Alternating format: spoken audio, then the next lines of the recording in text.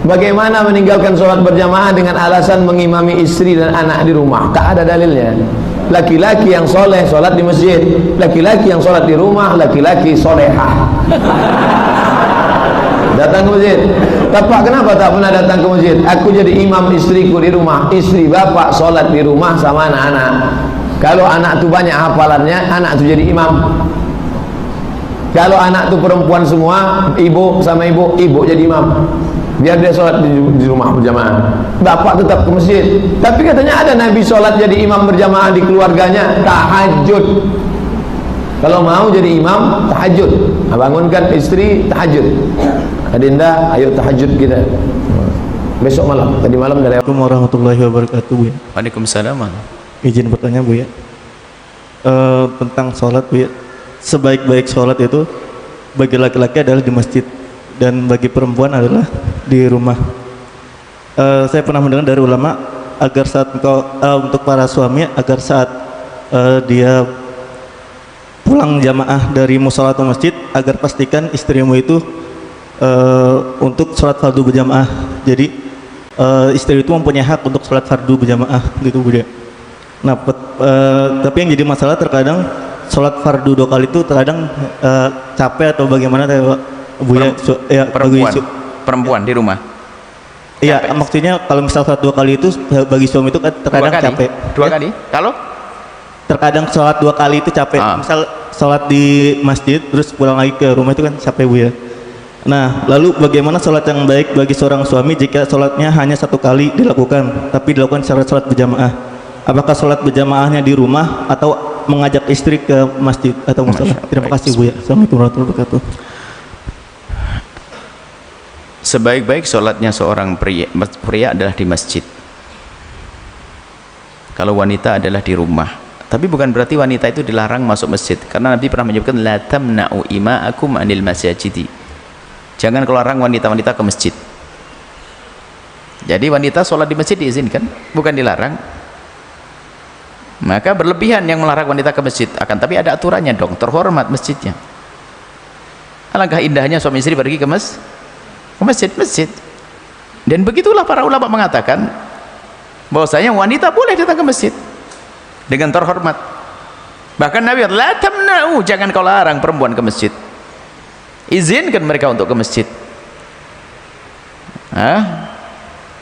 Sudah senang ke mall nggak boleh ke masjid, bubar nanti. Datang ke masjid teman terhormat dan sebagainya. Jangan membuat fitnah. Membuat fitnah itu apa? Membikin orang tergoda dengan minyak wanginya, bikin pusing, dengan ganjennya, kemenyeknya, bahkan itu. Dengan datang dengan terhormat, datang ke masjid dan tahu masjidnya aman, terhormat, ke masjid. Baik, bawa ke masjid kalau begitu. Suami istri bawa ke masjid berdua, indah ya. Kalau memang ternyata ada satu hal di rumah yang nggak bisa ditinggalkan, istri harus di rumah, memang ada solusi. Solusinya adalah i'adatul sholati bil jamaati. Anda sholat dulu dengan istri di rumah dengan berjamaah, kemudian Anda pergi ke masjid untuk mengejar jamaah di masjid. Istimewa, hebat. Cuman katanya tadi capek. Baik. Tapi biarpun capek-capek kan buat siapa sih? Buat istri tercinta kan. Ya. Nyebrang laut pun akan, laut luas aku seberangi, kok gunung tinggi akan kudaki. Cuman sholat begitu saja, kenapa tidak? Kan begitu ya. Nemeni sholat, jangan istri hanya suruh lahirin aja. Ajak sholat berjamaah. Jadi mu'adah, meruang sholat berjamaah dengan jamaah. Habis sholat di rumah, sholat di masjid.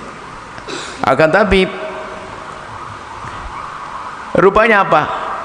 Karena istri yang nggak mau, atau betul memang super males tadi, memang tidak ingat lagu mendaki gunung tadi itu. Akhirnya ya sudahlah, gimana lebih bagus, Bu ya? Saya jamaah di rumah atau jamaah di masjid? Kalau aku jamaah di masjid, istriku sholat sendirian. Kalau aku jamaah di rumah, maka nggak dapat pahala sholat di masjid. Maka di situ disebutkan bahwa sholat jamaah itu semakin gede jamaahnya, semakin gede pahalanya untukmu. Maka seorang laki-laki tetap diupayakan sholat berjamaah banyak di masjid, yang paling banyak. Semakin banyak jamaahnya, semakin gede pahalanya. Dirimu, urusanmu, istrimu bagaimana? Ya karena dia nggak bisa berjamaah, Anda sendiri juga malas ya. Biar memperbanyak sholat sunnah. Nah, karena pilihannya ada enak banget, salah satu antara ke masjid atau nanti kalau dibuka, wah kayaknya perempuan, aku demi cinta istriku sudahlah, masjidnya kosong nanti. Kenapa tidak ke masjid? Kata Buya, demi cinta pada istri. Wah, berantakan masjid. Bahkan memang dalam urusan masjid, la sholat li jari masjid la fi masjid, la sholat li jari masjid la fi masjid, tanpa ada udzur hendaknya masjid. Bahkan sebagian mengatakan wajib masjid. Tapi menurut kita tidak. Sholat jamaah di mana saja sah. Akan keutamaan masjid, apalagi masjid dengan jamaah adalah keutamaan lebih. Nanti perbandingannya apa? Masjid jamaahnya gede dan di luar masjid jamaahnya gede, masjid didahulukan. Tapi masjid jamaahnya sedikit, di luar masjid jamaahnya gede didahulukan. Sebagian mengatakan begitu. Pada masjid sedikit 16 orang, di luar di gedung ada 2000, ada yang mengatakan 2000 dahulukan, sebagian mengatakan tetap masjid. Ini khilaf dalam hal ini. Baik, tapi kalau di rumah istrinya tak dibanding masjid banyak, ya masjid dong, kan gitu ya. Ada di masjid. Akan tapi tetap kami himbau, jangan sampai istrimu hanya diberi jatah untuk melahirkan saja. Alangkah indahnya kalau anda temani, yuk neng sholat dulu yuk. Kalau ternyata dia agak lambat, habis sholat dari masjid anda kembali melakukan sholat dengan istri. Alangkah indahnya suasana ibadah di rumah. Assalamualaikum warahmatullahi wabarakatuh. Waalaikumsalam warahmatullahi wabarakatuh. Berdosakah saya seorang istri tidak mau diajak sholat berjamaah dengan suami karena suami maksa banget? Ini betul. Baik. Sedangkan wanita afdalnya di rumah menurut suami saya nggak mau dapat pahala 27 kali lipat. Apakah wanita tidak dapat 27 kali lipat kalau tidak sholat di masjid? Semoga Allah memuliakan anda, suami anda dan keluarga anda, dan semoga Allah menghimpun anda sekeluarga di surga dengan kebaikan insyaAllah. Bagaimana hukum seorang perempuan kemudian ingin sholat di masjid? Ingin sholat di masjid. Betul yang tadi ibu sampaikan, yang dituliskan bahwa perempuan itu afdalnya sholatnya di rumah. Tapi harus dilihat kapan hadis itu muncul, karena ada hadis juga yang menyarankan bahkan memotivasi perempuan sholat ke masjid. Yang tadi disampaikan itu ada riwayat-riwayatnya teman-teman sekalian. Di hadis Ahmad ada, di Abu Daud ada. Itu dari Ummu Salamah radhiyallahu taala anha. Ya, afdalu masajidin nisa qa'ru buyutihinna. Ya, keutamaan atau khairu masajidin nisa. Masjidnya perempuan itu yang terbaik itu qa'ru buyutihinna, di tengah-tengah rumahnya, di dalam ruangan rumahnya. Bahkan di hadis lain, di kamar itu lebih bagus. Ya, kemudian daripada di ruang tengah. Ruang tengah lebih bagus daripada di depan rumah. Artinya semakin ke dalam, semakin di rumah, itulah masjid terbaik bagi perempuan. Kapan hadis itu muncul? Ketika perempuan itu belum aman untuk ke masjid. Awal-awal dibangun masjid di Madinah, baik itu masjid Nabi yang kedua dibangun setelah Quba, kemudian orang-orang pada ke masjid, maka terjadilah 3 sifat yang jika ada 3 sifat ini perempuan dianjurkan di rumah. Dan nilainya sama dengan laki-laki ke masjid. Apa 3 sifat ini? Pertama, ada kewajiban yang berlaku bagi perempuan di dalam rumahnya. Sehingga prioritasnya di rumah bukan ke masjid. Misal, dia baru punya anak yang diberikan ASI atau anak yang harus dirawat, yang kalau dibawa ke masjid justru bisa memberikan gangguan kepada orang sholat yang lain dan bisa mengurangi rasa khusyuk. Rewelnya, belum disiapkannya, belum dikondisikan. Orang-orang dulu ngajak anak ke masjid itu sebelum berlangsung sholat sudah diperkenalkan dengan masjid.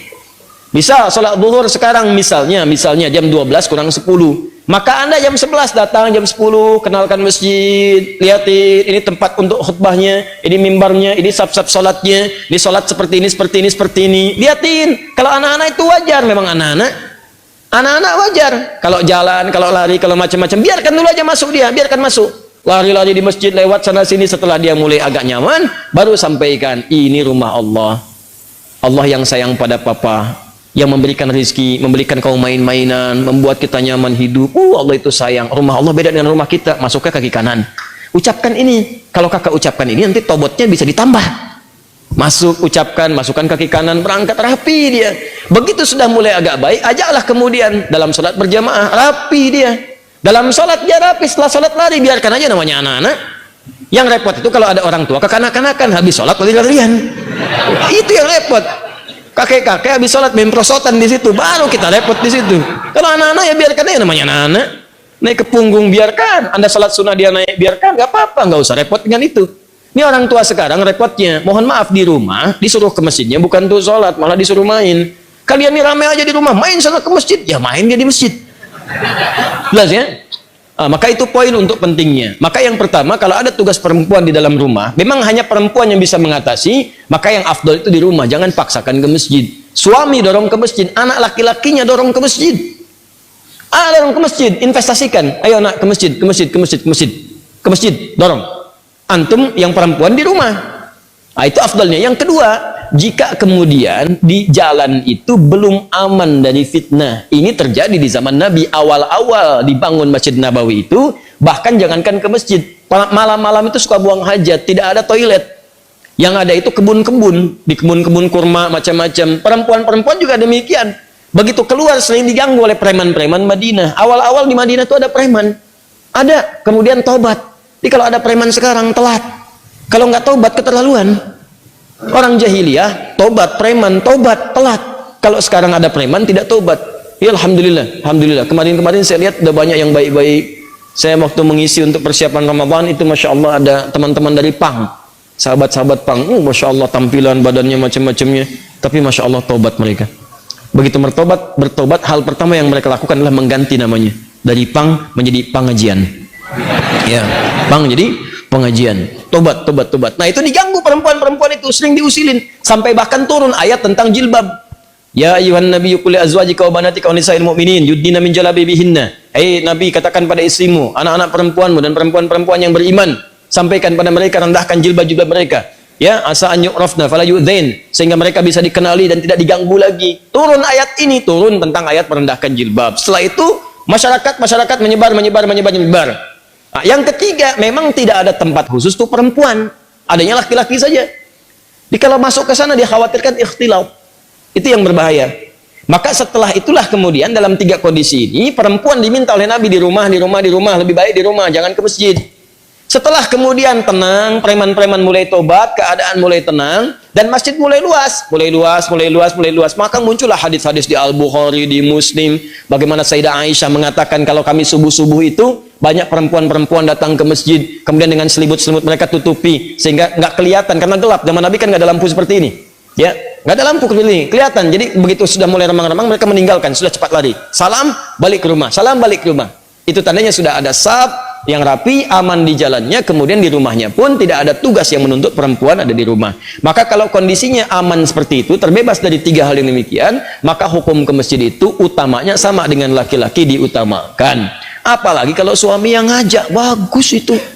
Mama ayo ke masjid, safnya ada.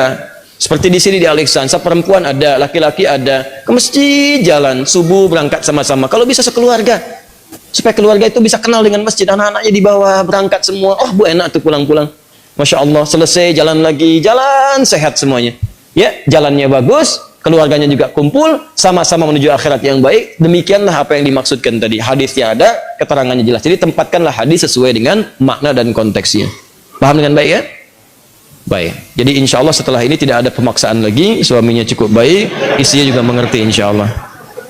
Mana orangnya tadi? Allah Ta'ala alam bisawab.